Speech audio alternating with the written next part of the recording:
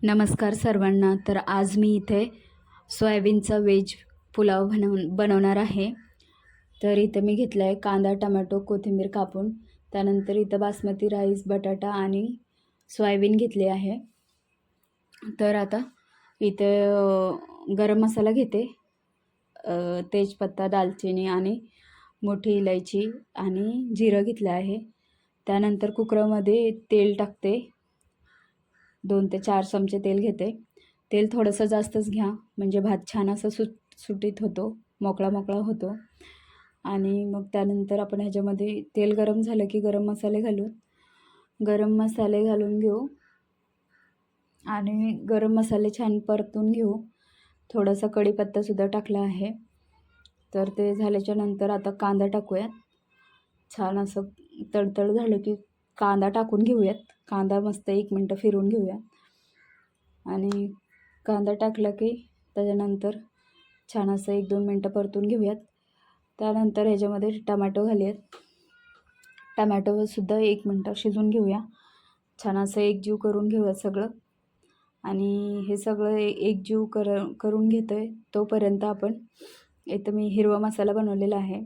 तर ह्याच्यामध्ये काय काय आहे सांगते. अद्रक, लसूण, कोथिंबीर, पुदिना आणि हिरवी मिरची. तर ह्या 5 गोष्टीचं मस्त असं वाटण तयार करून घेतलं आहे. तर हे वाटण नक्की घाला मसाले भात करताना, पुलाव भात करताना. इतका छान पुलाव भात होतो की काय सांगू तुम्हाला, इतकं छान टेस्ट येते.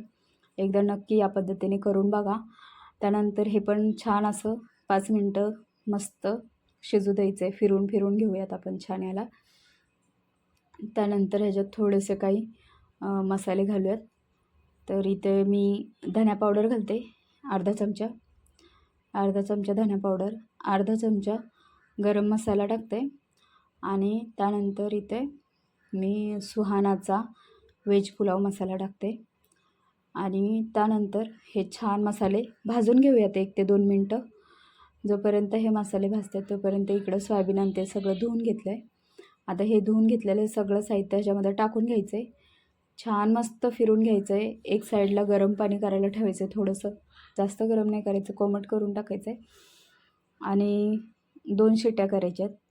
2 शिट्ट्यामध्ये असा मस्त पुलाव बनून तयार होतो. पाणी आपल्या अंदाजाने टाका. छान फिरवून घ्या. वरतून अशी भरपूर कोथिंबीर घाला. मी घातली तशी भरपूर कोथिंबीर घालायची. छान फिरवून घ्यायचं. आणि सगळ्यात महत्त्वाचं म्हणजे मीठ टाकूयात.